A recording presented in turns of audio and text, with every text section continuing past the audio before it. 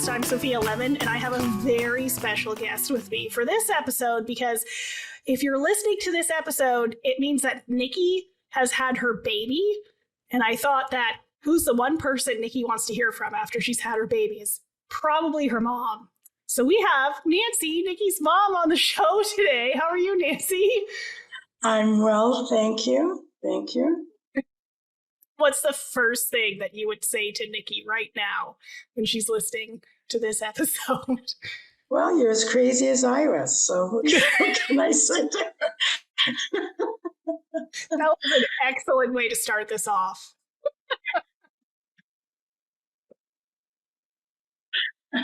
Kind of part of what we're going to talk about, because Nikki just had her third baby, and you've got to be a little bit crazy if you're going to start intentionally outnumbering yourself. So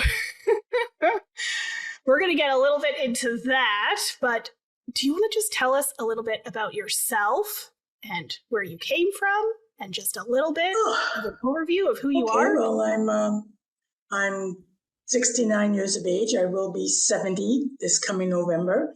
I was born in Toronto to Norman Diddy Lee. Diddy was his nickname, which he went by. He was a jazz blues pianist and a cab owner. And my mom, Nancy Stubbs, who was, maybe I should add that my dad was a black jazz and blues pianist, and my mom was a young English girl from Carlisle, England. And in case nobody knows, they're white over there. And I was raised partially in the downtown core, the inner city of Toronto. And then I was going on 12. We moved out to the beach, the east end of Toronto, if anyone knows the area. At the time, it was a very non-multicultural neighborhood to be moving into. So it was a culture shock for my brothers and my younger sister and myself.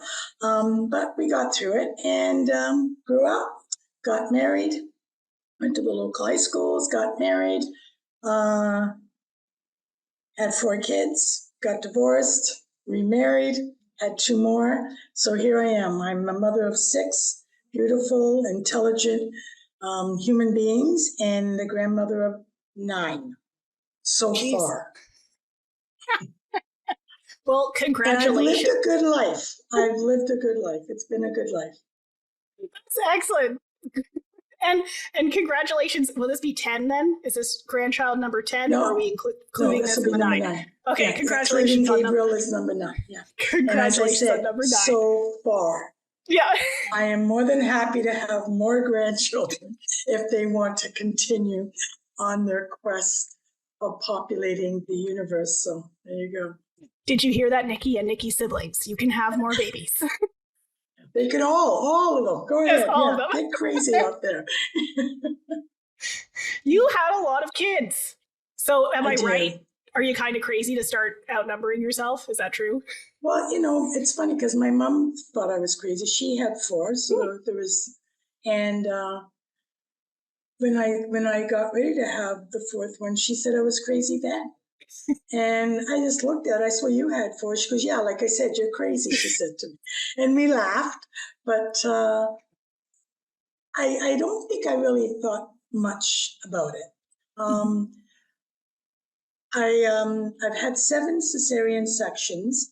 From what I understood, it's at the time I had the record in Ontario, not in Canada. Oh, wow. Another crazy woman somewhere out in the West who had more cesarean sections than I did. With my first husband, our first baby died when he was a baby, and which was probably the hardest thing I'd ever gone through in my life. I wouldn't wish that on my worst enemy. It was very traumatic for me, and I was very depressed for a very long time until I brought Joel home, who was our next son, who was my oldest child living. And when I got down to getting ready to have Jessica, who is number 4 in the ranks of my living children, her father, my first husband, thought, well, I think we got enough here, because the 3 were pretty wild, right? And they were 3 and 3 years. I had those 3 and 3 years.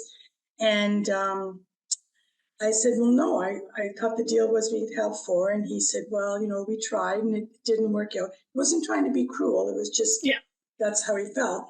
And I said, well, I wanted 4 to yell at. And he, and that's the way that went. Yeah. So hence Jessica, right? So, yeah. So, and it wasn't really like I wanted to yell at them. It was just, that was the only way I could kind of put it in a frame of mind that I wanted this big family. I hadn't thought about it a lot as a teenager growing up. I really hadn't. I wasn't even, I knew I wanted to be a mom. I just hadn't thought about it going into it. And then all of a sudden, one day I said, okay, I'm ready. I want to have babies. And I think that was a shock for everybody because, it was just like, okay, I'm ready. There was not much of discussion. It just hit me one day that I think I'm ready. And that was the end of that. And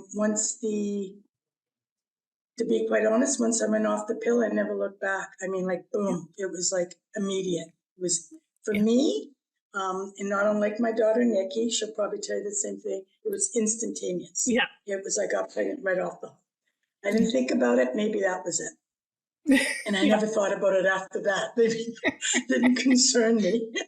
If it happened, it happened. And if it didn't, so we moved on. So, for Nikki's benefit, were there any big changes? We have to keep in mind that Nikki has 2 girls and she's now adding a boy to the household. So it's about to get different. Yeah. So when you brought that 3rd baby home, was it different? What was going through your mind? Like, what changed? Well, first off, when I had him, he was a very busy baby while he was inside me. Like, he never stopped. It was just constant, one of these things. And they always say busy in, busy out. And my son Michael is a true testament to that. So with Joel, who I thought moved around fairly much, he was active, just a quiet child. He'd say, don't do that, honey. And he'd say, okay, mommy. And that was the end of that. Then we had, a year later, I had his sister Jordana, who was an extremely busy little person, to the point where she drove Joel crazy. Yep. And as is her job. Put her in the, it's her job. And remember, and he put her in the oven, the actual stove. And he come to me one day and he says to me, can we make cookies? Because we used to do cookies a few times a week. I never bought store-bought cookies all the time I had kids. I always made them. And I said, well, not now, buddy. We made cookies yesterday. And then it hit me like, why is he asking this? And I said, and I looked around, and his partner in crime, who was always connected to his hip, he never had a chance to breathe. And I said, where's your sister? And he put his head down, and he very quietly said, well, I put her in the oven.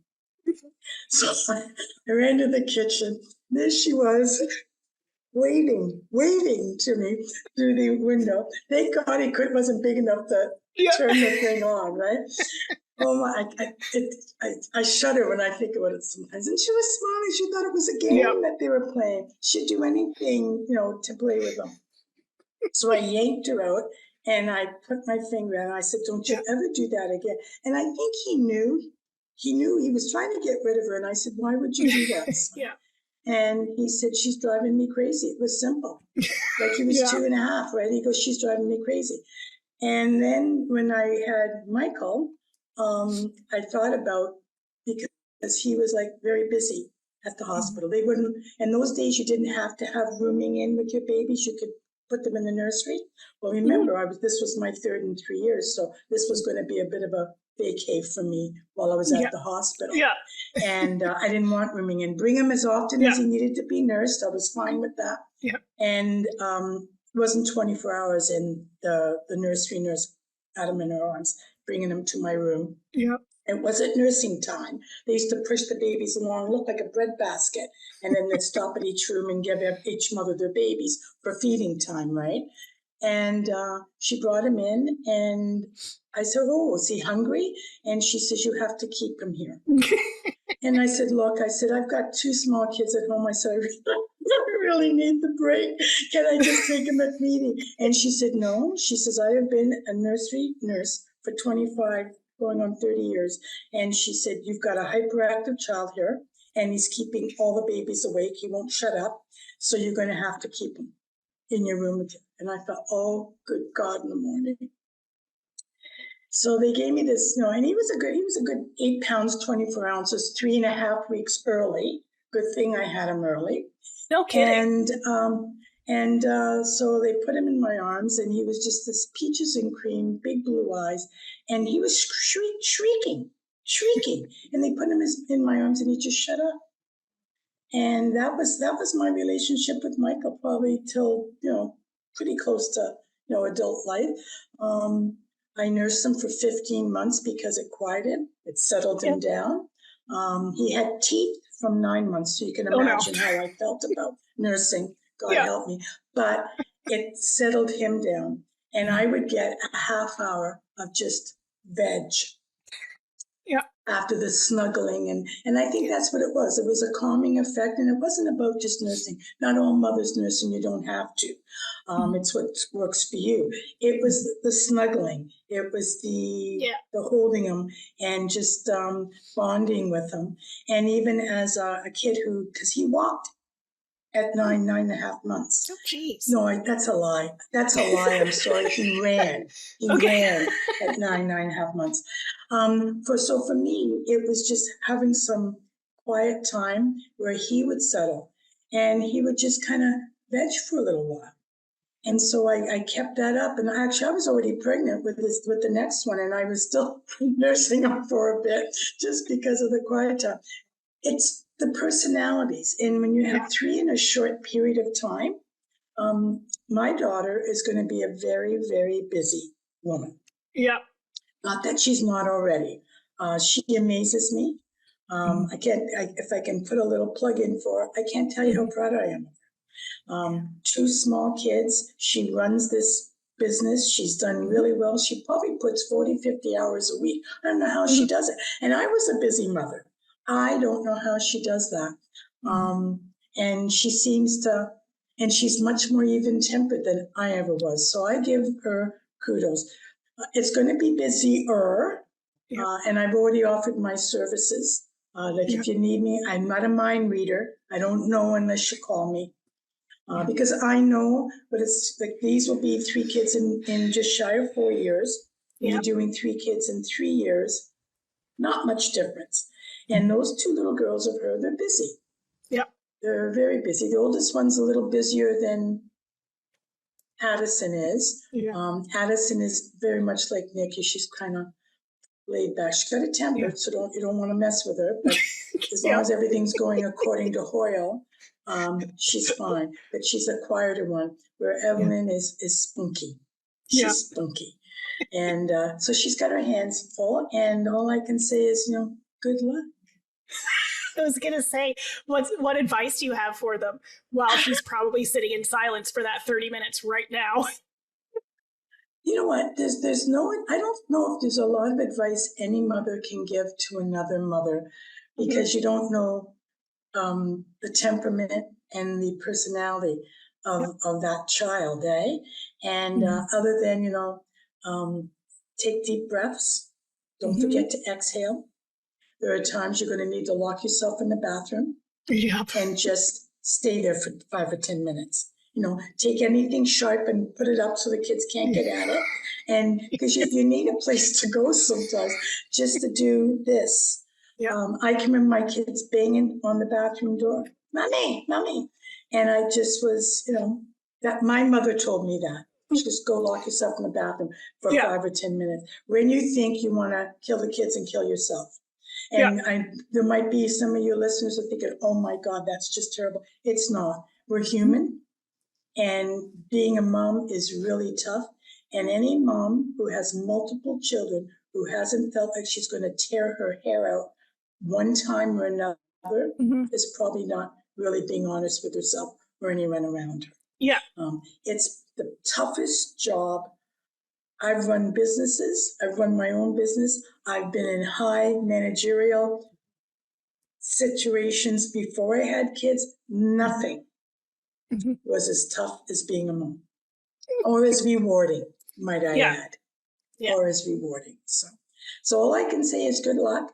Take a deep breath, exhale, and go with your gut. Your gut won't steer you wrong. She's a good mom. She's already got experience. She'll be fine. She'll have her moments, but she'll be fine. She'll be fine. He is threatening to have more already. Well, I'm going to add one to your list, and it's going to be, Nikki, call your mom if you're feeling down or stressed. Oh, you know what? Definitely. Call your mom, call one of your sisters. I mean, I can remember her older sister, and she was only 5 minutes away from me at the time. And she'd call me. She was the first one to start giving me grandchildren, so of course I'd be there every day if I could. And she'd call me sometimes, and she'd be in the and I would have been over there getting Charlie, our oldest grandson, and taking him for my power walks along the bay in Barrie there, right? Along Kempenfelt Bay. I'd like to do my power walk, so I'd go get him and take him for a walk. So this is after I've done a walk with him, and then she'd call me later and say, like, I haven't had a shower yet. Could you come over? And because while I was gone with them, she was trying to straighten up the house, catch up with some laundry, do all the millions of things. And then she'd realize at 3 o'clock in the afternoon, my God, I haven't even had a shower. Mom could just swing by. And of course, I didn't have anyone to lean on when I was raising my kids. My mother was very clear that, and she told me when I was first pregnant with my very first, I took care of my kids, you'll be taking care of yours. I thought she was kidding. Yeah, that's exactly what I did. Yeah, she meant it. Yeah. Who knew? And it's not easy. It's not easy. Yeah. So I've always told my kids that I'm there, but I can't read minds. Yeah. So if you need me, don't feel like that you're not doing well. Yep. You're allowed to reach out for help. And I would advise anyone, whether it's a friend, a sibling, if your mom, but if you don't have a mother, then go for your friend or a sibling. But reach out if you need help, because you can go crazy. I can only imagine. I think we all need help, and that's one of the problems. I think some of us, to this day, I still struggle with asking people for help because I got so used to doing it by myself. Yeah. And no one knows if you need help unless you reach out and say, I need help. Absolutely. And you'd be surprised if you ask for help. You'd be surprised how readily available it probably is, even from the girlfriend down the street, I agree. And I will add also, Nikki, if you just want some funny gifts to laugh at, you can message me on WhatsApp. I can send you some funny gifts.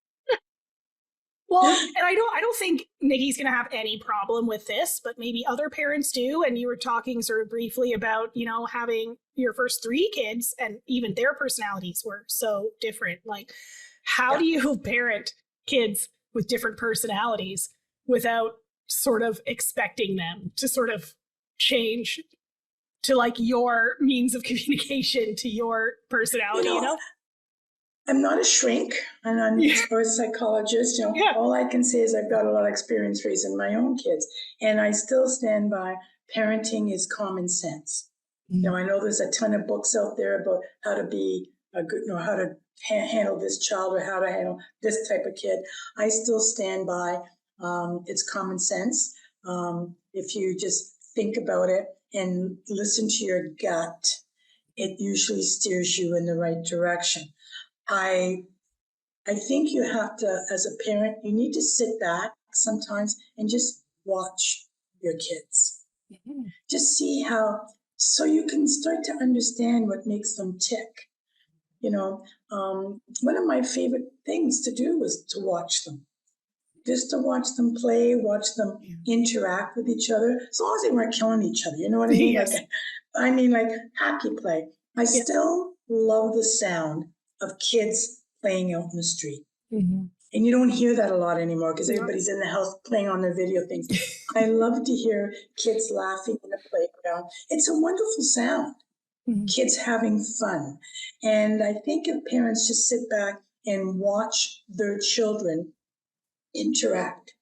And I think you need to lay down very clear, firm, and decisive ground rules. Oh, right. And, you don't have to be beating on your kids, but you have to you need to draw the line in the sand very early because kids are really smart.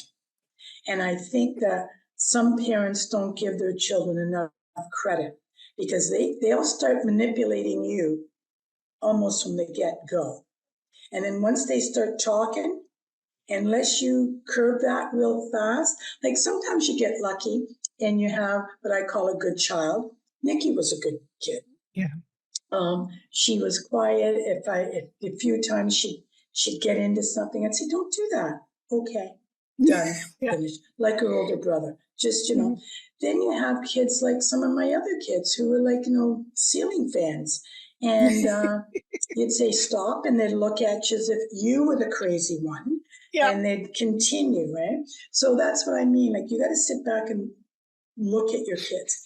And when you let them know that you're not going to put up with, I already had 2 rules. I still have those 2 rules for my grandchildren. Do not disrespect me, us, the house, and do not lie. Everything else could be up for discussion. Everything else that you do, we could sit down and have a discussion about the wheres and the what fors, why we don't appreciate that kind of behavior, that kind of thing. Because kids have to learn too. So, but when you let them know really quickly that there's going to be a repercussion when they do certain things, then they're not so quick. And I think it's important to let your kid know that they don't need to lie. Kids shouldn't be afraid to come to you as a parent. I've heard stories from my generation, from kids from my generation, who told me how they went to their parents and they told them about some very bad things that happened to them, like sexual abuse. And the parents didn't believe them. Yeah. And I have a few friends that had gone through that horrific, traumatic experience, and the parents didn't believe them. I, on the other hand, always knew that I could go home and talk to my mom and dad. They drilled that into us. No matter what, you come home and talk to us. Hi, I'm Becky Waples, the host of the Small Towns Big Dreams podcast. The podcast that celebrates small town creators and shares their stories. From their background to where they found their courage, from their challenges to their wins, from where they found their inspiration to how they took their first step. Join us each week to hear how each guest turned their big dreams into reality. If you are a creator, an entrepreneur, or love someone who is, subscribe now to the Small Towns Big Dreams podcast on Spotify or Apple Podcasts, and let's grow together.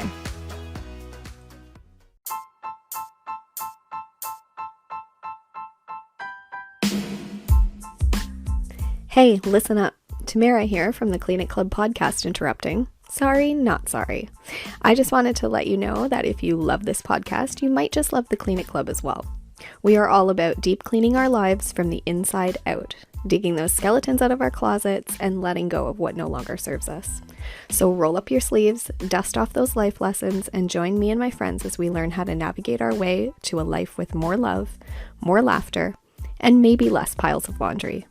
Find the Clean It Club podcast on Spotify. I'm Lauren Best, and in my podcast, I have conversations with compelling creatives and answer your questions. I dive into what I've learned as a voice coach and performance poet, and share why over 15 years of music leadership has shaped my collaborative approach.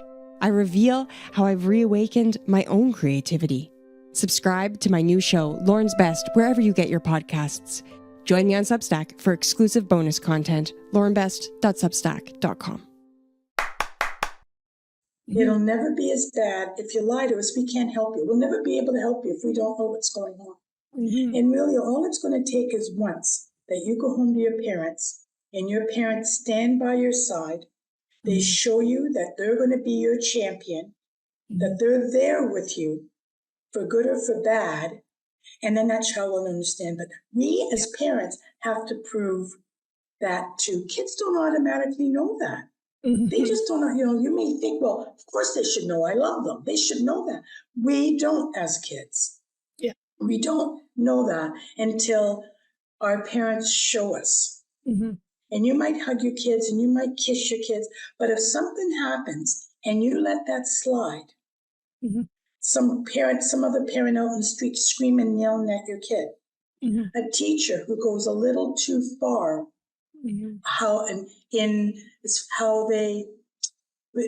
their negative attitude towards your kids. Not all teachers, because I do believe most teachers are fantastic. Yeah. But there's always going to be that one or two, right? And that you don't get yourself over there and make it clear that you're not going to stand for that kind of nonsense with your child. These are things that kids will never forget. Yeah.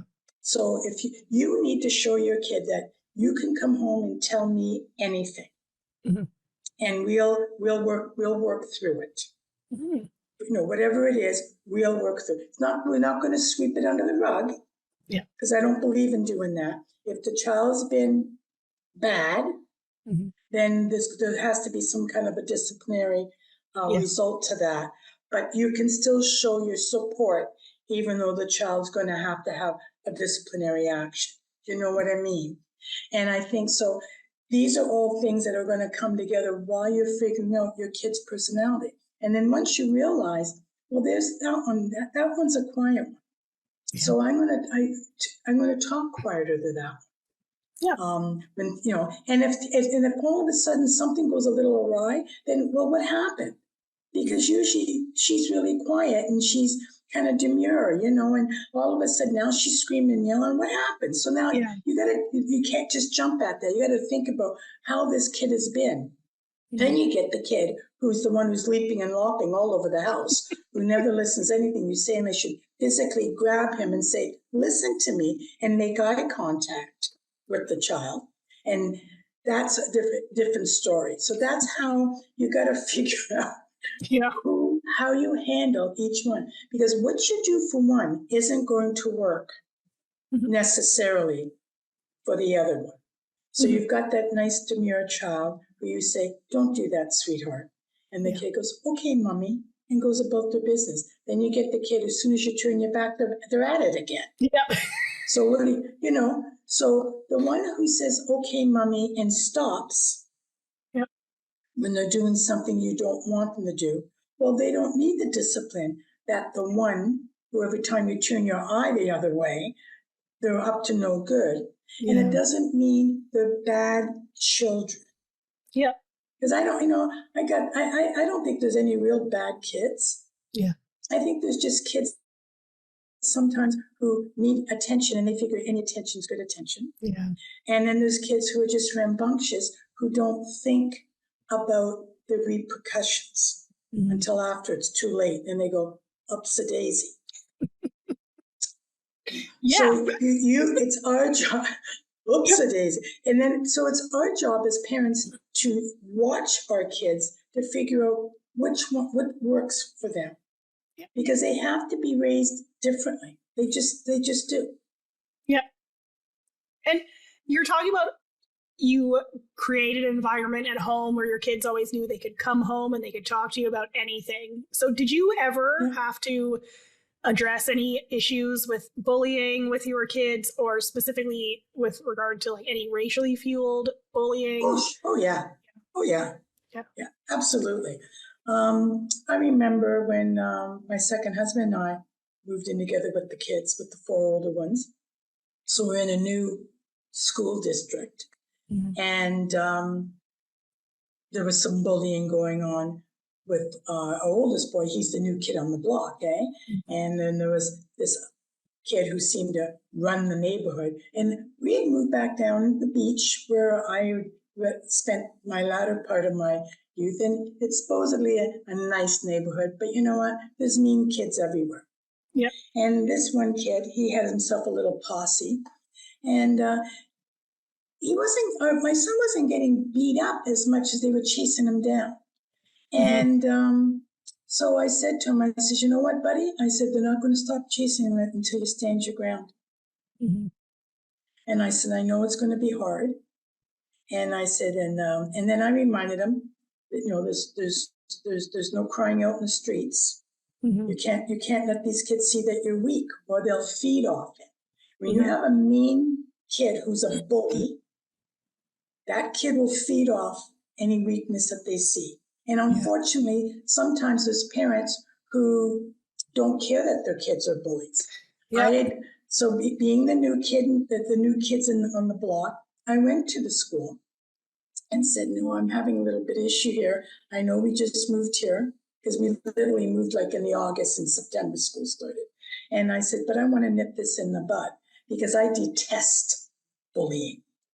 I believe you have a right to stand up for yourself, but you don't have a right to be putting your hands on other people. You don't have a right to make other people feel bad about themselves.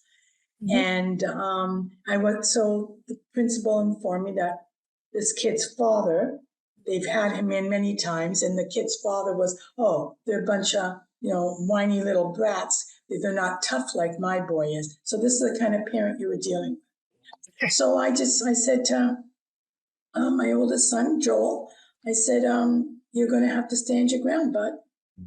And they used to come up, we were 2 blocks from the school, straight uphill. But half block before you got to the end was the back laneway, and everybody parked their cars behind their house on my street.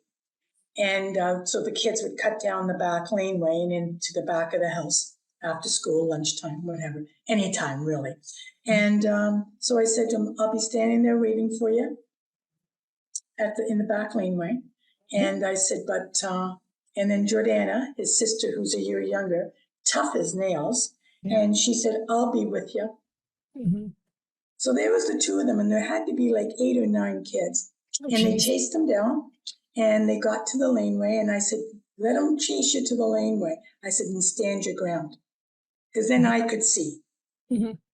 And I said, you stand your ground. I said, and you pick the bully, not anybody in his posse.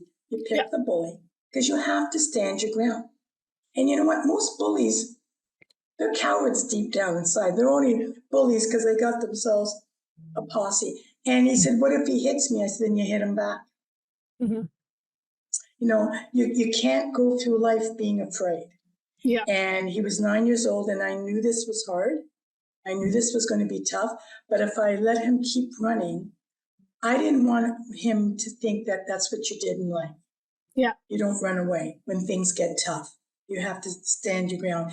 And like I said, parenting isn't easy, and there's not a manual to tell us. Well, I think there's books out there, but they don't, That's what I say. I think my gut said to me, teach him to stand his ground. My gut said to me, this is your chance to teach him to be strong within himself.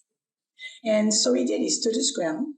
He pointed out the bully, and he says, you want to fight me? He goes, I'll fight you. He said, and after I beat you, then I'll do the rest of it, one by one. You know that the rest of when the bully turned around, his friends were gone, and he didn't want any part of them. And it wasn't that he was any bigger than Joel. They were probably around the same size, but he had himself a bit of a posse happen. So that was from that day forward, and there was bullying that went on with some of my other kids, and there was times I had to handle it different. When it comes to the racial side of it, I don't have much patience for that, being a woman of color myself. My mother was very gentle, or maybe genteel is the word I use, in her thinking. But then she wasn't called dirty names I guess she was, being with my dad. But as a kid, it's a different dynamic. And the first time I was called a dirty name My mother cradled me in her lap, and she was very loving and told me that I had the best of both worlds. And just to ignore things like that, just turn your head and walk away. My father, on the other hand, said, punch them right in the mouth. So, so you've got these two dynamics working on you. And I learned as I grew up that, there were times that I did turn to, as a kid, I did turn to fisticuffs when I got called, say the N-word. Yeah. When you see hate in somebody's eyes, and you do see it when someone calls you names because of what you look like. There's nothing you can do. As my grandmother would say, you're born that way. There's nothing you can do about who you are. You know, whether whether it's your skin tone, whether it's the slant of your eyes, whether it's your sexual orientation, you are born that way. And you shouldn't want to change. You should embrace what you are. That's what my mother did give me, to embrace who I was and what I was. But I was pretty feisty. So my kids who are feisty, they come by it all. So I was pretty feisty. And so a lot of times I was a scrapper, and someone called me a name like that, and I saw that look, I just went at them, both barrels. Sometimes I came out okay, and other times not so much. I was a real tiny kid, so I toughened up. I think for a lot of my kids, it was even more difficult because it wasn't so much that they were being called the name, it was your mama. So your mama, the N-word, your mama, derogatory comment, your mama. Because my kids are light-skinned, 3 of them are white as the driven snow, and 3 have an olive complexion to them. They have some tone, as I call it. But even with that, most people don't pick up on what their ethnicity is.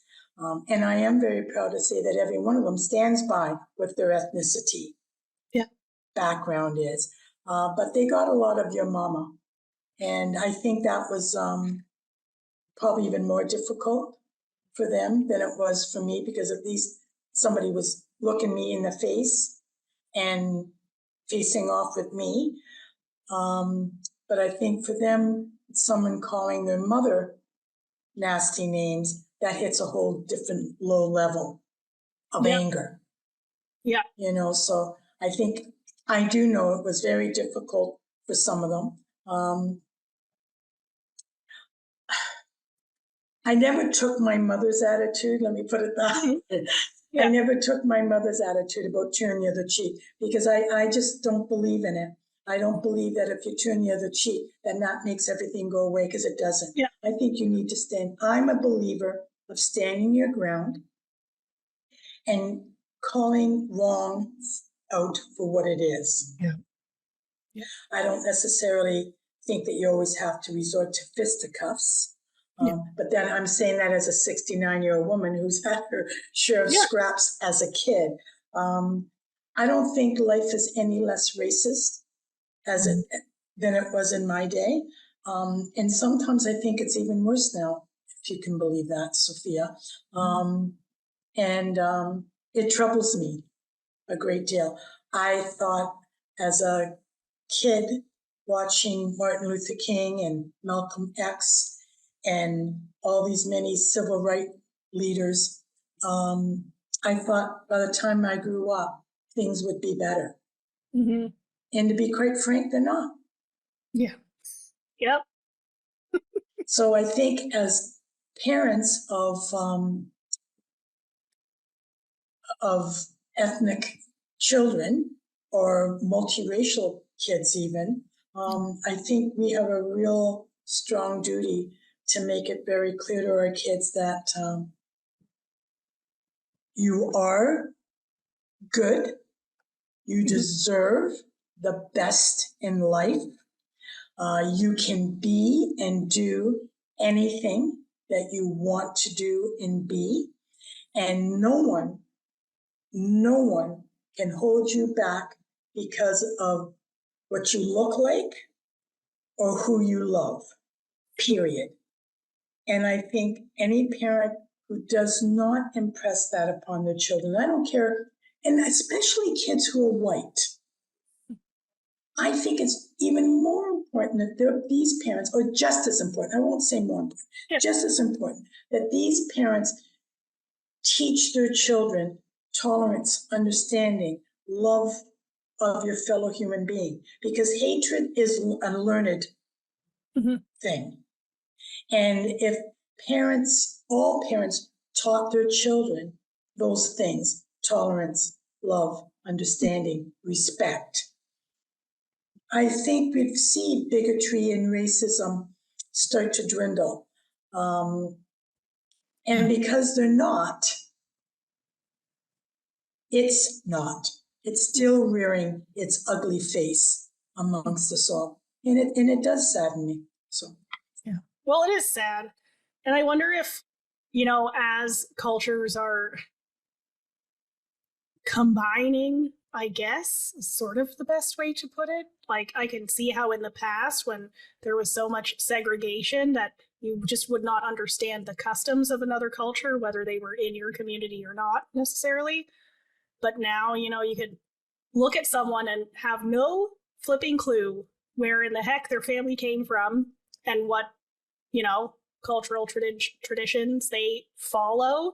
And I think it's really true that we are afraid of the things that we don't understand. So I wonder if these issues persisting now are people just not understanding. And with Nikki, for example, I was one of those people who had no idea of Nikki's family heritage until she said it out loud to me. And then I was like, what? And we've had a little bit of a conversation about her kids and how people look at her kids. And her kids, you wouldn't necessarily know their cultural heritage by looking at them. I would take the necessarily right out of it, Sophia, because you would never know that her kids have any ethnic background whatsoever. Yeah. They're quite fair. For sure. And how is it that people can look at children and just make any sort of negative comment with regard to culture? Like, it's ridiculous to me. It's just I'm crazy. glad it's ridiculous to you. Thank you. I can tell you, people have actually stopped me in stores and said to me, "Are they your kids?" And I'd say, "Yes." Like, how dare you even question me? And then number two is, don't you think it's strange you've got some white kids and some kids who aren't white? Like, people who don't even know me. Yeah. And so people are pretty full of themselves and are pretty ignorant, I guess is the word I'm using, the only word I can use. And I wouldn't even, I've told that story to many people through the years, how I've been, and it wasn't just once. I've been stopped so many times it could make your head spin. Yeah. I've had parents at the schoolyard gate comment, don't you think, isn't that strange you got some blondes, eh? You got some blonde-haired kids. Well, why would that be strange? Their father's white. Why would it be strange? Why would it be strange? What's strange? Are you sure? And then I had one woman ask me if I was sure they were mine. I said, well, the last time I looked when they came out of my belly, yeah, I was. Thank you very much. No. You can laugh now. And I'll tell you, I laugh when I walk away because I think it's the ultimate of stupidity. I still stand by that. If parents teach their kids tolerance, love, respect, I could just use respect of their fellow human beings. This is not tolerated in our home. Yeah. This will not be tolerated.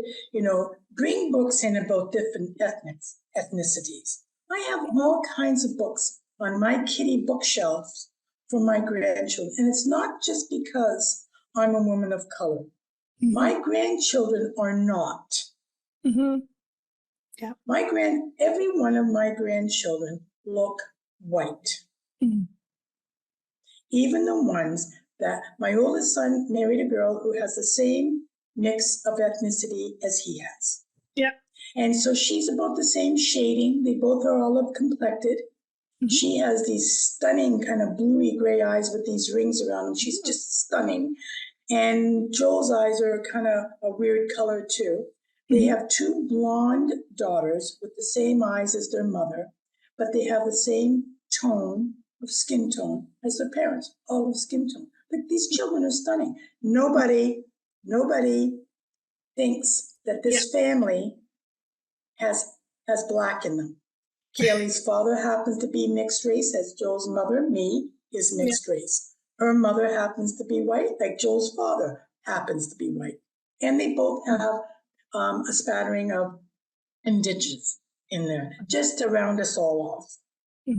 Nobody thinks of it. And yet his oldest daughter, during Black History Month, video called me because we were in Mexico, and wanted to tell me about Black History Month, as most of my grandchildren do from time to time. Yes. And she wanted to ask me, would I write something, because I'm a genealogist, would I write something about her Black ancestors? And I said, of course I will, sweetie. So then she went off, and that was our conversation. So my son turned to me and said, you know, Mom, she come home and said, you know, Dad, we're brown. And he said, really? Yeah. Yes, I've noticed that, honey. And she said, and that's very important because of Black History Month. And she said, because of Grammy and Gampy, as she calls her grandfather, who's her mom's dad. And she said, and I want to learn more. For her. So that just, and then let's jump over to my Charlie, who is our oldest grandson, who would never, no one in a million years would know what this kid has in him. Now, his father's family is one of the first settlers to New France. He was on the ship with Samuel de Champlain. He is also listed in Champlain's will. Oh. So he has ancestors that go back to the beginning of Canada. He has Indigenous, he has German, he has Black like me, and he has English, Scottish, Irish, right? He's proud of it all. And I said to him one day when he asked me about Black History Month and what it really meant to be different, and I said, it means you. I said, but you're not different, because in another 50 years, more people are going to be like you, Charlie, than like someone who doesn't have anything but, say, all British or all Scandinavian, all one thing in them. I said, that's what this world is going to end up being, just like you. Yeah. And I think if more parents recognize without fear of mucking up the bloodlines, because what we all need to remember is that we all bleed red. We all bleed red. And it just goes right back to respect. We have to teach our kids that you respect everyone until they don't deserve your respect. And that has nothing to do with color, with how your eyes look, or who you love. It all comes down to respecting each other as human beings. And I think that's the road I've always traveled. And it's what I've tried to ensure that my kids understood. We didn't allow them to use any kind of derogatory names about other ethnicities. And I'll tell you, if anything came out of our mouths as kids, because if we heard it out in the street and we came home and said, no, we heard today, or repeated something, if anybody was going to get a spanking on their behind from my mother, that would have done it. Yeah. Because it would be quick and it would be furious and it'd let you know that this wasn't going to be stood for. Yeah. And my mother's famous last words were always, we all bleed red. Yeah.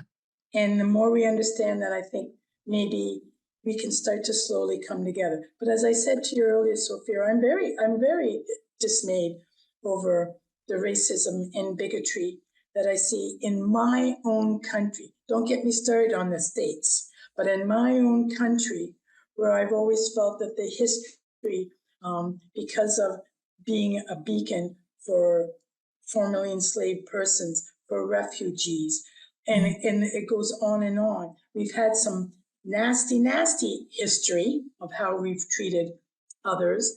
And we can go back to, the indigenous, the camps for Japanese, how we treated the Chinese men building our railroads. I mean, there's some nasty history that Canadians have, but I felt deep down that we were better than some others. And lately, I'm not so sure anymore because I see more and more of it, and it does dismay me. It angers me a great deal. And I think it comes back down to being a parent again, that we have to teach our children. It just will not be tolerated. There's my rant of the day. I loved it. It was fantastic. I find it so absurd that someone would dislike someone else simply for like the shape of their nose, for example. Like that's how stupid this stuff comes down to. Like it's not even a reason. They just look different than you. It's stupid. And I think you probably really look at kids for like how kids handle these things, because you have bullies with kids who will be like, that's weird or gross or whatever.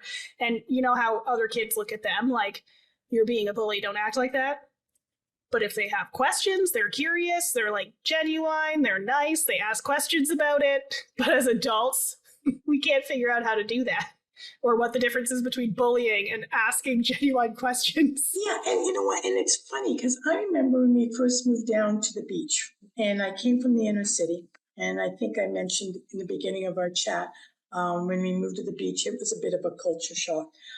It's very multicultural and ethnically diverse, the beach area in Toronto today. But in 1966, when we moved down there, it wasn't. There was a French family, happened to be a French family who lived next door to us. They never saw my dad until the day we moved in. My dad was working. My mom went and looked at the houses until she found the one she wanted.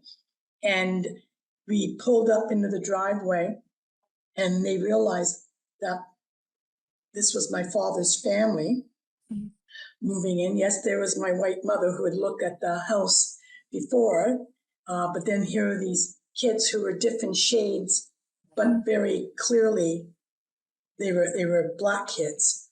And then my dad, who was a beautiful shade of a dark chocolate, and this man started calling and saying a lot of things in French. Of course, had no idea my father was completely bilingual. And so when he's standing there with his hands on his hip, and he was just a yapping, and my dad turned around and answered him in French. And basically, because the guy was saying to his wife that they were going to have to sell because now the real estate values were going down, and used derogatory comments about my father and his children. And, and my father said to him, hey, well, you better sell fast before you lose your money, blah, blah, blah. And he was pretty cool and calm, which was very unlike my dad, because my dad had a pretty good temper. Never used it on us, but we'd seen him in action, in other areas. And within 2 months, they were gone. The house was sold and they were gone, which was, perfect. Thanks. And the people who moved in ended up being my parents' lifelong best friends. So everything for a reason. Everything for a reason. Yeah, even better. But because we moved into this very waspish neighborhood at the time, it was very difficult. I went to a grade school, which is now called Beaumont Senior School, located Gerrard and just west of Woodbine off Gerrard. And I could still count the kids who were of color. There was me, and there was another boy, Trotman boy, and then another kid whose name was Ronnie Smith. Now, can you believe this? Now, remember, this is like 57 years ago, and I can still remember because there was 3 of us in this school that were kids of color. Fast forward, when I go to high school at Monarch Park, at the time, I think it was Monarch Park Secondary School. Now I think it's called Collegiate. And there was 5, and then it became 6. And my sister was one of them. I mean, so like it was today. It's completely different. Completely different. When I started dating my first husband, he went back the first time we met, and he asked me out for a date. I'd met him somewhere, and then he'd asked me out for a date. I said, okay. He went to his best friend, and he said, oh man, he goes, I just met this girl, and I asked her, and she said yes. He goes, and this is the story I got. He says, and she's really nice looking. That's what he said, okay? And he said my name. He said Nancy Lee. And his buddy, Roy, said to him, colored chick, big boobs. That's how. And my first husband said, she is, she does. She is, she does. Yeah. He didn't notice. He didn't notice either of them. He didn't notice either of them. And we laughed for years over that. And, and when I told my mother about that, and I mean, I'm a teenager, I was 16 when I started going with my first husband. And when he told me about it, and he did it really nonchalantly, and and I didn't know at the time that his younger brother, Jerry, I didn't know they were brothers. And Jerry was my age, and John, who was my first husband, is 2 years older than I. And this is like you talked about the simplicity of kids. Roy wasn't prejudiced. Roy wasn't racist. He just thought that, wanted to point out, she's a colored chick. That's how they described you. It wasn't just a chick. You had to have a description. And what was the way you're going to describe them? A colored chick back in those days, right? Something tells me the second part of the. I am guessing that the second part of the description was the more important part for him. Well, for him, yes, I'm sure it was. I think the next time John saw me, his eyes were further down from the chin to see, was this really true, right? Was this really true? I had met John's brother 4 years earlier when we first moved down to the beach. Okay. And my dad, I used to go to camp every year. And that year, my parents decided I wasn't going to go to camp because I needed to meet kids in my neighborhood before I went to school in that September. We'd moved at the end of the school year. So my dad knew about this Balmy Beach Canoe Club in the beach area of Toronto, and decided, well, I was an outdoorsy kid, gone to camp every year, so I knew how to paddle a canoe and blah, blah, blah. And that's where they were going to let me spend my summers. He had read that there was a summer program. So down we went to the Balmy Beach Canoe Club. And we walked in, and I'll never forget it. We walked in and silence in the place. See this big black guy walking in with this kid in tow. And he said, I understand you have a summer program for kids. And they nodded. And he said, well, I want to sign my daughter up. And the guy went, My dad pulled the money out of his shirt pocket. Being a cab owner, I guess he always kept his money there to make change or whatever. And how much is it? And he said, is that the form? The forms were sitting on the counter. My dad filled. The man never opened his mouth. Mouth was open, a jaw. Yeah. Looking at my father thinking, can you believe this? Mm-hmm. And just stood there, and my dad filled everything in, signed it, peeled off the money, and I can't even remember how much it was. It was super cheap. But I was going to spend my days down there at the Balmy Beach Canoe Club, paddling canoes and kayaks and P1s and all this stuff, and swimming in the beautiful, clean Lake Ontario. Right? Yeah. That was going to be my summer. And I never opened my mouth because I learned as a very young child, if my father was talking, you did not open your mouth unless someone asked you. Yep. Specifically open your mouth. And I stood there and I felt very uncomfortable. Mm-hmm. I knew this man did not want my father or I in there. Mm-hmm. I knew it. So out the door, and I looked at my dad, and we weren't quite out the door, and I went, Dad, and he just tugged my hand, just give it a tweak, which told me to shut up. And out to the car we went, to his cab, and we got in the cab, and I said, no, Daddy, I said, no, I don't feel comfortable about going there. And he said, how many times do I have to tell you, you can go anywhere you want Mhm. and you can be anything you want to be. And I said, but they don't want me there, Dad. And I said, I can tell. He said, too bad for them. You're going. He said, I paid the money. You're going. He said, you're going to have fun. And I said, but what if, he goes, I don't want to hear it. He said, those kids don't care. And he said, he took my money, so he doesn't care either. Mhm. True. That was a lesson I learned, but Yeah. without him really digging into it. He took my money. Yeah. So down I went that following, I guess it was the Tuesday, because it was a long weekend in July, right, Canada Day. Went down the Tuesday on my bike. My mom had packed the lunch, bathing suit underneath my T-shirt and shorts, rode my bike down and went in, and I said, where do I go? I'm here for the summer program. Some guy looked at me, his mouth dropped too, Yeah.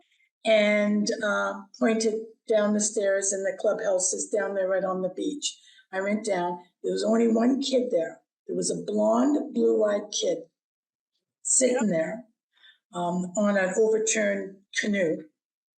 And I went down and I went, is this where the summer camp is? And he said, yeah. And I said, well, hi. I said, I'm Nancy. He said, I'm Jerry. And I said, okay, hi, Jerry. And he said, are you colored? And I said, yeah. He goes, oh, I'm Irish. And that ended up being my brother-in-law in the long run. That's crazy. But see, the innocence of kids, right? The innocent, because, okay, I might have been colored, but he was Irish. And him and I became best friends from that day forward. And I'll tell you, when his brother and I divorced, I think I kind of missed Jerry's friendship more than I was going to miss the marriage. Because him and I at that point had been friends. I was in my 30s now, and we'd been friends since I was 12. Not even 12, right? So, yeah. So that's what I mean by kids don't know it unless they're told. Yeah. Very true. Definitely true. All right. So speaking of your ex, I have heard about your past relationship from Nikki and how you and your ex managed to create some sort of utopia for your kids with your ex-husband and your kids with your current husband, and you guys just lived in perfect harmony forever and ever. Okay. I realize that was probably not the case. I think that's BS, but maybe in Nick's eyes. Yeah, which is perfect. That's perfect. Maybe in Nick's eyes, it was a utopia that her and her brothers and sisters could all be together for all of the holiday functions, what have you. It wasn't, it's never going to be easy. People don't break up because they love each other. Well, rarely do they break up because they love each other. I just want to clarify before we move on that Nikki and Axel have not split up, and that is not what we're talking about. No. Before we I just lost one of my years here. No, Nikki and Axel have not split up, nor do I plan on them doing so. They're very, very happy. As I was saying, I think it's not easy for anyone who splits up from their partner when there's kids involved. It's not easy for the kids. I think in most cases it's harder for the kids.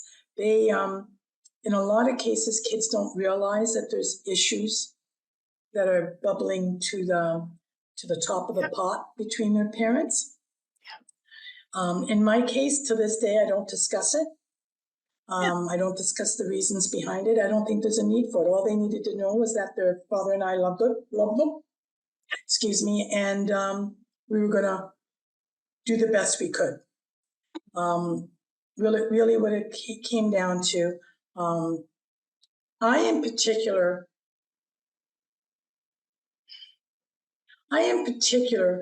would have been quite happy if I didn't have to see him again at the time. Well, it's hard.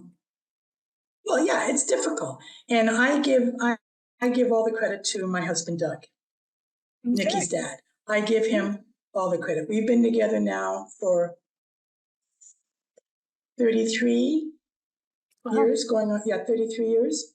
Well, in living together for 33 years. Went together for about a year before that until when we blah, blah, blah. So it was our oldest son, Joel, came home from a weekend with his dad. And he would get the kids every other weekend. They all lived with me, with Doug and I. But I was the one who had it was a joint custody agreement, but their legal address was always going to be with me. It was joint custody where he had joint say in health and welfare. Yeah. So, I had to keep them abreast of their schooling and any medical thing that was going on, which was fine with me. He's their dad. He had a right to know how they were doing in all aspects of their lives. But anyway, they had been at their dad's for a weekend, and we'd already had Nikki, Doug and I. So Nikki was kind of like the glue. Doug didn't have any children. Doug had been a bachelor. So imagine this guy who took on this crazy Black woman with 4 children and did it because he loved me and was willing to give it a go. So, go figure. You gotta give this man some kudos for even attempting that one. And it wasn't easy. I know we had some ups and downs with some of the kids. Well, one of the kids, but Nikki had been born, and like I said, she was the glue. She belonged to everybody. Yeah. So it wasn't Nancy and her kids and Doug anymore. It was now, because I'm everybody's mom, and Doug's her father.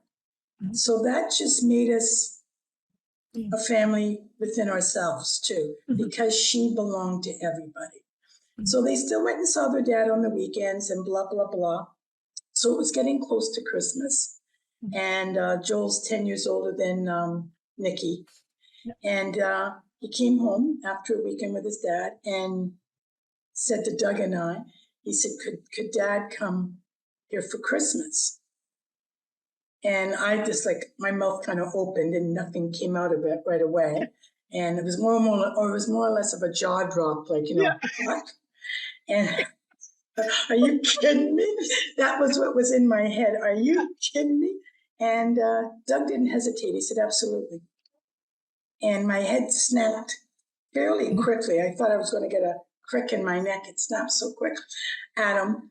And he said, absolutely. He goes, we'd love to have your dad for Christmas. And Joel said, good. He said, because I don't want to have to go to Dad's and not be with Nikki at Christmas. I want us all to be together at Christmas. But does she know that he has said that?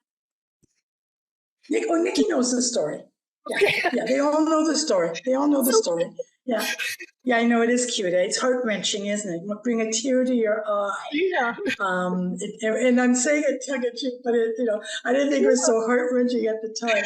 It was only after I thought about it, I thought, that was really, that was gutsy on his part. Remember, this is the kid who was bullied a year before that I told him, stand your ground. Yeah. Stand your ground. Say what you need. And yeah. And so when Doug and I had a minute, and he ran off, he said, great, thanks, I'm going to call Dad and tell him. And off he went, right? Done, finished, got my answer. And it was affirmative. And I looked at Doug, my eyes coming out of my head, and I went, wow. And he said, look, every time they leave, it breaks your heart. And it did. And he said, and there had been a Christmas where they weren't with us, but we hadn't had Nikki at the time, right? And it broke my heart. Yeah. I cried throughout the whole day. I'd never been without my kids before, and it was heart-wrenching for me. And to be honest, I didn't care how he felt. It was this was at the time. At the time, it was all about me and how I felt, and my kids aren't with me. That's how I felt, and that's just the way it was. And I think that's how most people probably feel when these things happen to them. The one who's without the kids, they're feeling I'm the one who's without the kids, and they're the ones who are suffering. And the one who's got the kids at the time thinks, isn't that just too bad for you? Because that's how we feel. It's almost, even though you might not be doing it on the outside, it's almost a tug of war, even though in your gut and your brain says to you, this is about the kids. We have to do what's best for the kids. It's really hard because your emotions are raging too. So sometimes you have a real friendly, super friendly breakup, and then everything's real nice. Other times, not so much. But in the long run, you have to get back to where Joel took me. Mm-hmm. And that was to understand that he was still his dad. And I kept banging the drum that, your dad loves you and I love you and blah, blah, blah. So now it's time to prove it. Stand up and, you're doing the talk, now do the walk. That's what it came down to. And it was the best thing that we ever did. It was the best thing we ever did. I know that Doug wasn't necessarily pleased to have his wife's ex-husband sitting at his dinner table that Christmas. And what it ended up being was every holiday meal, every birthday for all 6 of them, by the way, as even after Nikki's younger sister, Angie, came along, school concerts. It was Nancy, and as all my neighborhood lady friends would call it, Nancy and her 2 husbands, one on one side of me, one on the other, at all the school concerts, school sporting games, and the kids' extracurricular activities. There we all were. We went together. We did it, we might not all get in the same vehicle, but we all showed up at the same space. And right through graduations of universities and high school and everything, he showed up for everything. He still, Nikki's kids call him Papa. That's the grandfather name that his grandchildren, his biological grandchildren, call him. I don't necessarily like that idea either, but it is, and I'm being honest. But it is what it is. How do you be grandparent to one and not be grandparent to all? Yeah. I wouldn't be able to do it either. And kids are really easy to love, and he loves Nikki. Mm-hmm. And for some ungodly reason, Nikki loves him. And I'm laughing, but Nikki knows that I'm still kind of stunned about it. I don't really get it. She said to me one time, well, but my brothers and sisters all love Dad. And I said, but your dad had a very strong hand in raising your brothers and sisters. Like he was there all the time. Not that their father wasn't, but like they lived with him. And it's just different, but she does. She feels very close to him. She's the one who makes his rhubarb and strawberry birthday pie. I'm proud that she has that kind of a heart. Yeah. Because I don't know, she didn't get that gentleness. I don't know necessarily. Well, maybe she did for me. I don't know. It sounds like you 2 taught her that. So that's. See, we did. You did. We did. We taught her to love and respect everyone else. And I'll be honest, Angie doesn't necessarily have that same relationship with her siblings' father. She's not as fussy on them, I'll say, as Nick is. But again, 2 different personalities. Yeah. And that's, like I said, Nikki's a very gentle woman.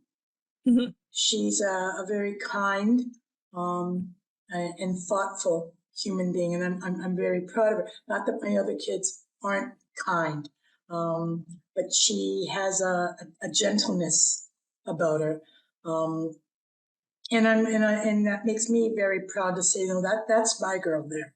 That's my girl. But yeah, it's not easy, and you know what? And it might not be for everybody. I know my lovely son-in-law Axel. He couldn't figure it out at first. It just. I can identify with pretty much everything Axel does or will do in the future, given that we are both redheads. So people just assume. It's funny. My son's wife, my oldest son Joel, his wife Kaylee, she got it because her family's the same way. Okay. Her parents divorced when she was quite young, or separated when she was quite young. And she was raised with her mother and her stepfather. Yet her father was involved with all aspects of her life, was there with the family for all the holiday meals and all the stuff, even with her siblings that her mother had with her stepdad. He didn't have any children either, so her mom is the mom of everybody, just like, and so there's four of them. There's Kaylin, her younger sister from her dad, and then she has her two siblings from her mother's second husband, her stepdad. And they get along like we get along. They all make sure to this day, they still have holiday meals and what have you together. So that's all really great for the kids. Like, obviously, really, really great for the kids. But I bet it's also probably pretty nice for the adults who don't have to go to 70 billion different Christmas dinners. Just one. Yes. Yeah. And I think I used to call John, 5:30, 5:45 in the morning and say to him, okay, kids will be getting up soon. He always lived within about 15 minutes of us, so it was never going to be a big deal. Nobody, and if he was running, I guess there might have been a few Christmases that maybe he was running a little bit late because of weather and took a little longer to get over to our place, but we'd wait. And so I would take pictures of the kids all up on the stairwell. That was a yearly thing we did, from the oldest down to the youngest, and take the Christmas morning picture. And everybody could get, their juice, and Doug and I'd get our coffee and tea, and I'd get a coffee, get ready, get the pot ready for John and what have you. And get settled in. So if he was running a little late, he was there. But most of the time, he was there before they got down the stairs. Well, that's awesome. All day long he was there. My older brother, who was a bachelor, he'd come over for brunch and then he would stay for the rest of the day. And oftentimes in the early years, we had most of my family was there. So it was always a full house going on, eh? Yeah. And then at the end of Christmas Day, John would take whoever wanted to go back to his house. Oh, nice. So if all of his biological kids wanted to go, then they could go. Yep. As Nikki and Angie got older, if they wanted to go, they could go too. And then it got really strange. But sometimes Nikki and Angie would go, and a couple of his kids would go, and then say the older two, like Joel and Jordana, were maybe at the age where they wanted to go see their friends, they'd stay home. It was just an eclectic, mess. He started taking Angie and Nikki on vacations with him and the kids. It just became a thing. Yeah. That it was just Nancy and her kids and her two husbands. that's just the way our life was for 25 years. Yeah. Sometimes he's not with us all the time now on family things because where everybody is now. Yeah. Not everybody lives in the same town. Obviously not all my kids can come home for Christmas. They've got kids of their own. They should be home with their own kids. Their kids should be able to stay home and open their presents and play. So he'll go to one of our kids' place sometimes. He was at Nikki's. Nikki hosted Thanksgiving this year. Doug and I had sold the big house. So for the first time ever, I didn't host Thanksgiving. We all went up to 20 some odd of us were in Nikki's place. And she didn't tell me John was coming. Until and so I don't think she'd mind me telling the story, but so I was in the kitchen with a glass of wine and enjoying myself because I wasn't cooking. We all brought stuff to add to the table, and I was in the kitchen with a glass of wine, and she said, "Oh, by the way," as John pulled in the driveway, John's. He's here. Yeah, John's here. I just looked at her. And, I said something, and she said, "Well, Mom, it's," and she puts me in my place if she feels that I've, Mom, and she reminds me sometimes that this is what we do. So even after all these years, I still have to be reminded once in a while. And so, but I didn't miss a beat. I turned to all the kids and said, Papa's coming in. And they were all excited, because another grandparent was coming in the door. And he's wonderful to all of them. He's a good grandfather to all of them. Yeah. That's awesome. And as Doug, and Doug is Paul, that's his name, for all the grandchildren. And God help anyone who tries to tell Doug that they're not his. Yeah. Doug's mother, when she first met my oldest four, and I took them up to meet her, and I introduced her, this is Mrs. Taylor, and she said, call me Nana. And that was that. And as far as she was concerned, they were now hers. Yeah. So, kids are just easy to love. And I guess if you take that attitude, blended families are not so difficult to understand if you look at it. Yeah. Look at it that way. Well, if you think about it, it just makes absolute sense because you're making sure that the children get to enjoy their relationship with whomever they choose, which is exactly how it should be. Like, no parents should be making it more difficult for their children to enjoy their time with their parent. So, absolutely. It's funny because they shouldn't have to make a choice. No, they shouldn't. Absolutely. And I see on like Instagram, this pops up in my feed sometimes of like stepwives and like, or step parents and the great dynamic that they have and how sweet it is. And this is 2024, but you've been doing this for a while, so you're the expert. So what advice do you have for parents who hate each other, but still want their kids to have a good relationship with their other parent? Because that is gosh darn hard. You said, like, as soon as your emotions come to it. And obviously it seems extremely difficult for a lot of people. Just there's a lot of movies about it, to just share their kids with other. So I don't think John liked it any more than Doug did in the beginning. I think John didn't like the idea of sharing his children. He sure and hell didn't like the idea of stepdad, quote unquote. He didn't even want that word to be used, but hey, too bad, live with it. That was my attitude. So, and I used to catch myself sometimes. What's good for the goose is good for the gander, right? And it really has to come down to the kids. Yep. It just has to come down to the kids. Our kids were happier when they didn't have to choose who to be with. They still went off to their dads on every other weekend.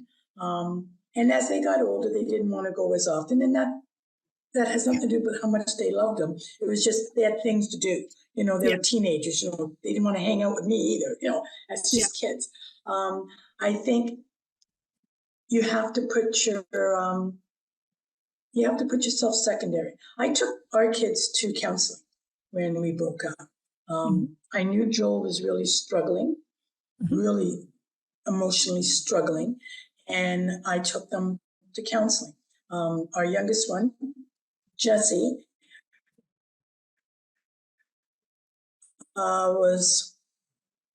she wasn't even 2, so she'd go and just sit and play. She didn't even know what was going on. She has no memory. She's 36, going on 37 now. She has no memory of ever living with her father. And but Joel and Jordana were different. Michael, he has memory, but not as clear as, say, Joel and Jordana. And it was just really hard for them. And I needed someone to help me help them. That's always been my mantra. My son and Michael suffered from dysfluency, stuttering. And I beat down doors to get him into a program to help him. All I wanted was somebody help me help him. And that was my attitude at the time when John and I broke up, was just, I need someone to help me help my kids. They're having a hard time with this. They don't understand. And because I wasn't really forthcoming about the reasons why, because I don't believe children should be in that discussion. Yeah. And I don't care if that was, 35 years ago or if it's today. I don't think children should be in that discussion about why parents are breaking up. Because I think sometimes It's just,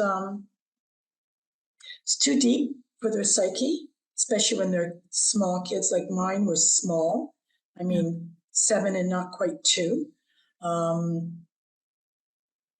I think you got to give kids a chance to breathe, and you got to give kids a chance to come make peace with it in their own minds. So I think you need to, kids are allowed to, I believe kids should be allowed to ask any kind of question, but I think it's our job as parents and adults to make those questions, the answers simplistic to fit their age.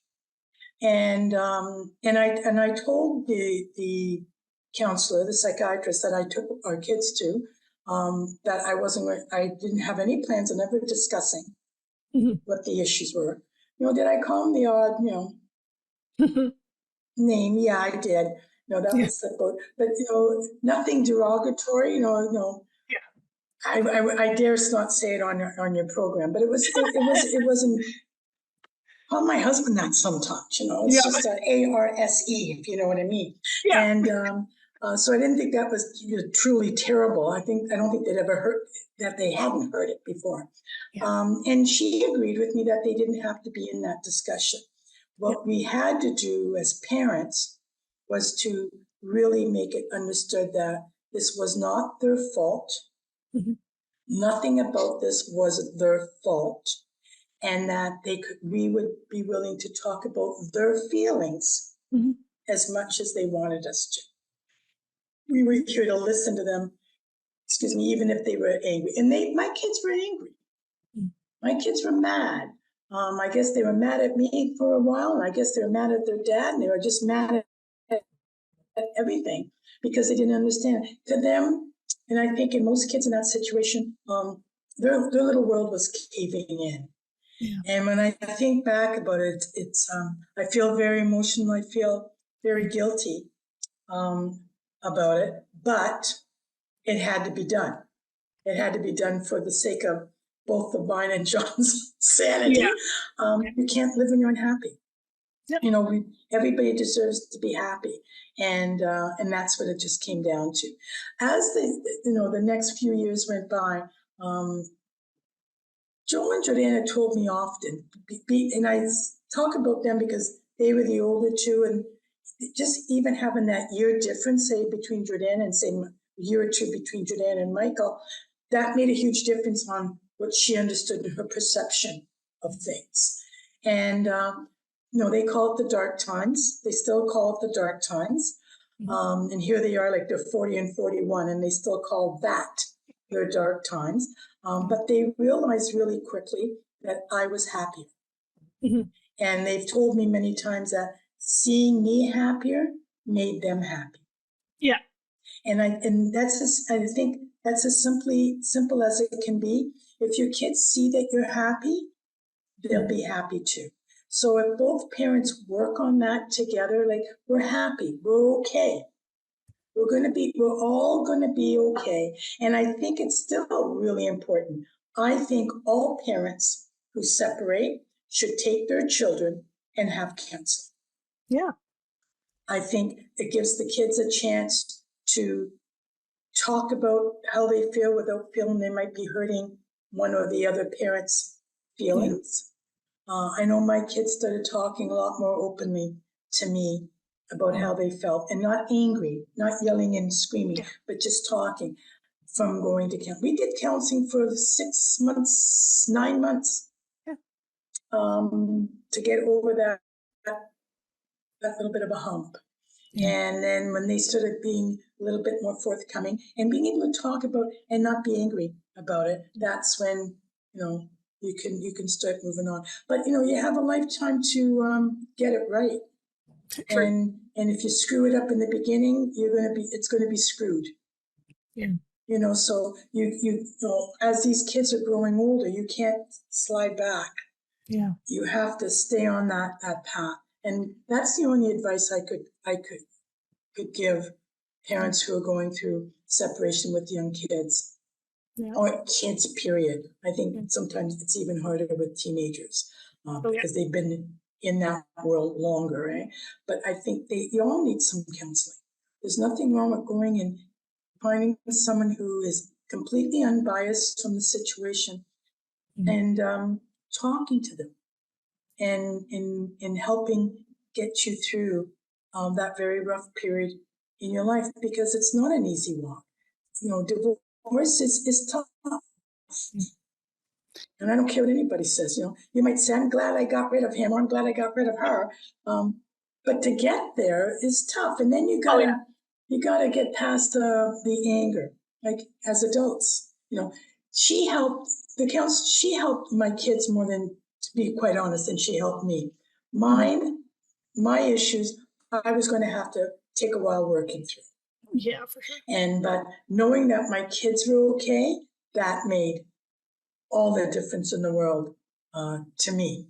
That they were good, that I knew in my gut now that they'd be okay in the long run, and they have been. But go get counseling, go get some help. That's some good advice. Do you have anything else that you want Nikki to know? I mean, excluding what you're probably gonna, you're excluding calling her later and talking to her. I don't know. Like, she's a pretty level-headed, I was going to say kid. Okay. And I've stopped myself, because even though she's going to be my kid till the day I die and long after, she'll always, they're all my kids. Yeah. But she's a very level-headed woman. She has very good gut instincts. She's a wonderful woman, and that's something I'm proud about all my children who have children. They're good parents. I remind them all, as I've reminded Nikki, you're not perfect, so don't expect perfection from your kids. I used to tell my kids that all the time. I don't expect perfection from you, because your mama ain't perfect. What I do expect from you is that you give whatever you try, you give it your best try. And that means being a parent too. Just give it your best. That's all you can do in life, is just try your best. I was far from perfect. I probably yelled too much. Some of them got spanked too much. Nikki never got spanked, ever. I did yell at her a couple of times as a teenager, and she did get grounded a couple of times as a teenager, but she never felt my wrath.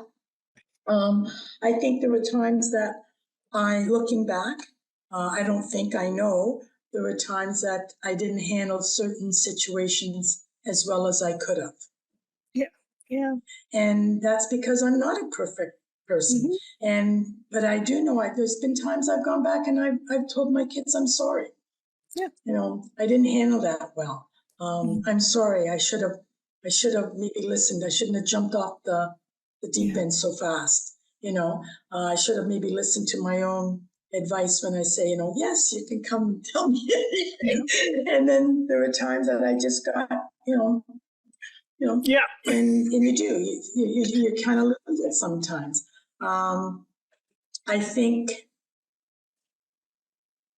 she'll take the best stuff that I did and implement it, and the stuff that I didn't do so well, she'll be smart enough to just put that aside and figure it out for herself.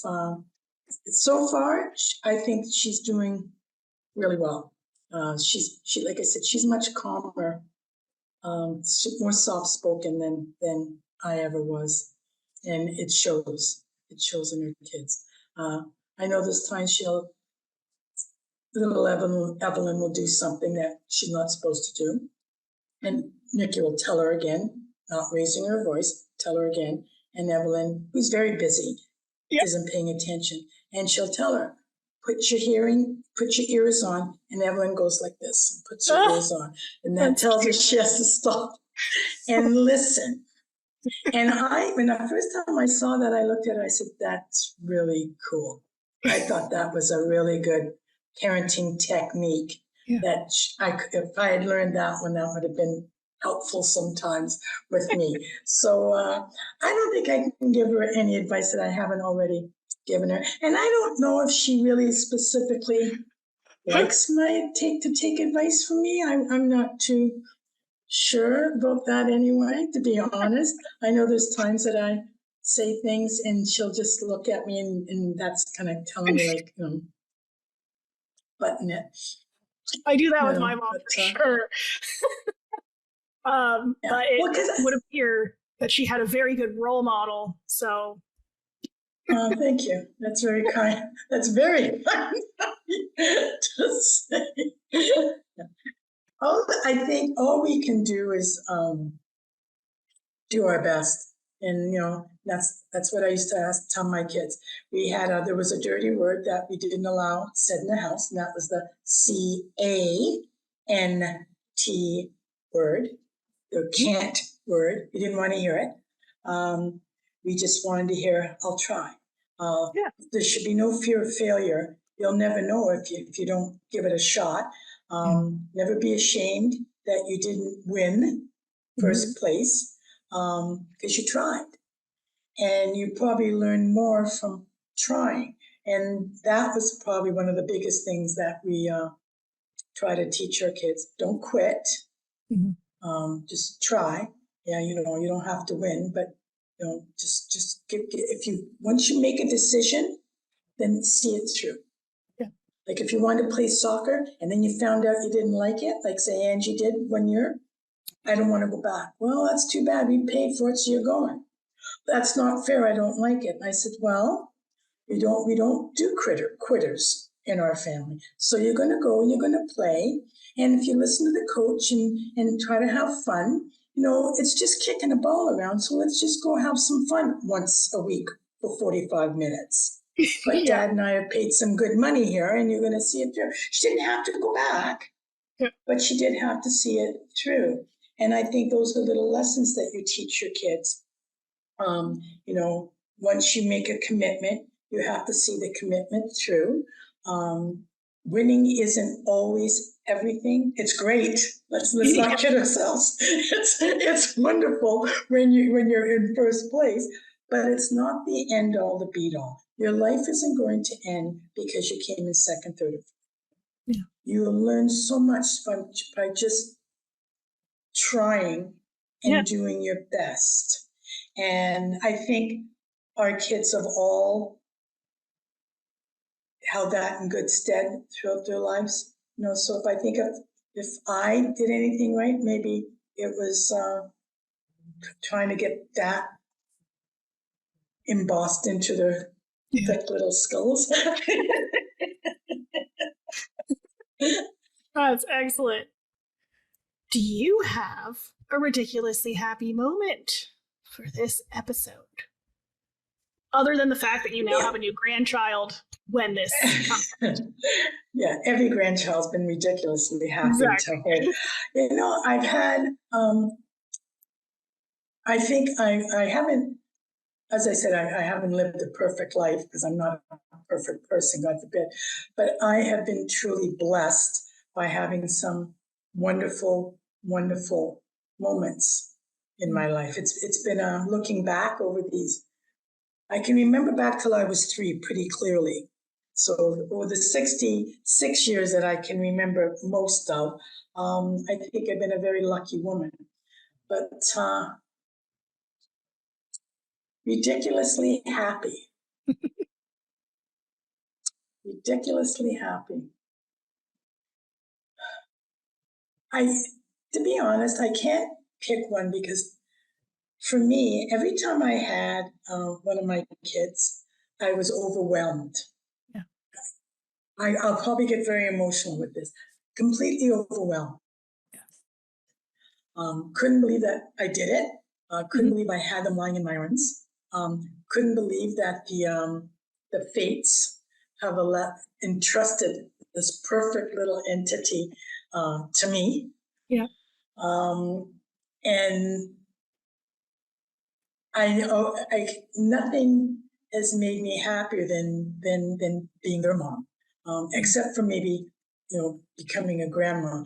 I remember thinking when my daughter Jordana was pregnant with our oldest grandson Charlie, am I going to love him the way I love my own kids, which is completely unconditional? I wouldn't blink if I thought danger, even as they're grown adults. I'd step in front of a train, plane, bullet without even thinking. It wouldn't cross my mind not to try to protect them. Would I feel the same way? And I was there within 15, 20 minutes of his life. And she put him in my arms. And I had this overwhelmingly, ridiculously happy moment that I thought, I do. I love him just the same way as I love my own. It was, I remember feeling goosies all the way down to my feet.